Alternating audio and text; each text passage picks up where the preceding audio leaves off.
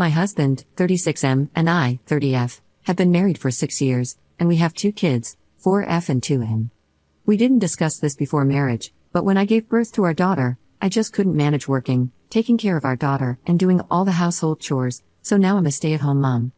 There were times when I needed help at home, but I felt like I couldn't ask for it because I wasn't bringing in any money. It was also very difficult for me to be financially dependent on my husband. I never asked for anything for myself because he sometimes voiced about how much pressure he felt as the sole provider. Fast forward to 3 days ago, his younger sister lives in another country and comes to town once or twice a year. Last week, she told him she would visit, so my husband and I invited the family over for dinner. We were all having a good time until my sister-in-law started coughing and had trouble breathing. It was then that I knew she was horribly allergic to peanuts. We all rushed to her side to help. Then, I got slapped on the face from behind. I was facing away from my husband, so I didn't see it coming. I tried to explain that no one had told me before, and I had only seen her a few times after the wedding and never cooked for her. He was yelling at me the whole time I was trying to explain myself. When I told him that he knew I would be doing all the cooking for tonight, why didn't he think of telling me about it? He pushed me down on the couch and smacked me on the arms, back, and the back of my head. His family rushed to us and stopped him. They checked if I was okay for a minute, then went back to my sister-in-law's side. His older brother stayed by my side to ensure I was okay and to see if I needed anything. After a few minutes, my husband came back to the living room and acted like nothing had happened. My brother-in-law asked him if he had told me about their sister's allergy before, and he didn't answer.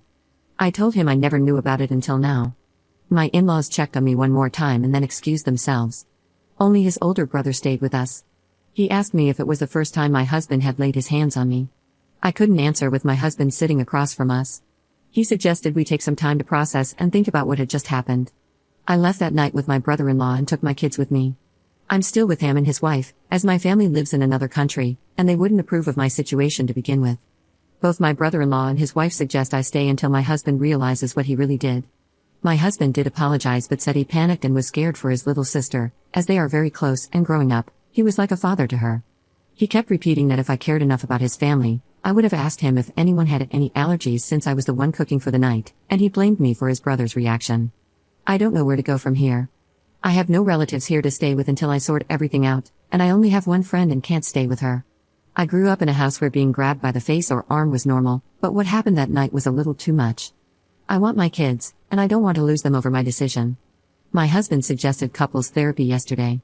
I'm thinking about getting a divorce, or should I just let it slide and start therapy? I really have to think about it all because I know my family won't support me with my decision, and I will be on my own. Edit. My sister-in-law is okay. She's not angry with me for what happened. She even texted twice to check on me and the kids and apologize for not mentioning her allergy before. His family has always been good to me. Update 1. I was hesitant about posting on Reddit at first, but I decided to give as many details as possible and put myself out there to get outside insight and to determine if I'm to blame for what happened to my sister-in-law. Up until my post got a few comments, I was still sure it was somehow my fault, but I'm glad I posted about it here. Most of you suggested I stay with my brother-in-law, but I couldn't bring myself to ask him for more help. Then last night, he asked me if it's okay to talk about it now. I told him some things because I couldn't lay it all out. I told him that it wasn't the first time, and nothing was new to me that night except for the slap. I asked him if he could help me find a safe way out because I'm scared to go back, and need help looking up resources. Both he and his wife assured me that my kids and I are more than welcome to stay with them until I get back on my feet. They made it clear that they're willing to help us in any way possible. My brother-in-law said I have the right to decide what to do about it and that he could even drive me to report my husband if that's what I want, but just don't get him involved. I understood, and I thanked them for everything and promised them I would try to find a job as soon as possible. He also mentioned that my mother-in-law offered to pay 3 months' rent and childcare if I'm planning to leave, but he thinks it's better for me to stay with them for now. He promised he would make sure my mother-in-law follows through once I find a job because it will be more helpful then since it will be hard taking care of the kids and working. He told me to never feel like I owe them something because I would have done the same for them, as I met my husband through my brother-in-law when I worked with him for 6 months, and that he doesn't want my children to grow up wondering why no one loved them enough to step up and help their mother or end up abused or being abusers in the future. His words made me wonder, if he referred to his own brother as an abuser, then why am I still trying to look for ways to justify it or accept the blame? Although I'm not planning to get the police involved, my brother-in-law's wife is helping me document everything. She took pictures of the marks the moment we made it to their house. She's also helping me get him to admit to everything that happened that night and before. To this moment, I have 2 texts and 1 recorded call, along with other pictures I took before. I don't know why I ever took them because I never planned on doing anything. She said even if I'm not planning to press charges now, I should document everything just in case for later, and citing safety would be enough reason for my delay. As for my family, I called my parents this morning, and they weren't happy with what I told them. It's nothing I didn't expect.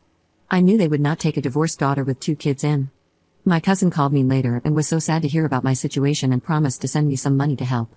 I'm not gonna lie, I never asked for help before, but when she offered, I found myself ready to accept. I really want to make things work for my kids. I don't want to lose them. By the way, both my brother-in-law and his wife, on top of letting me stay with them without any financial contribution, do things.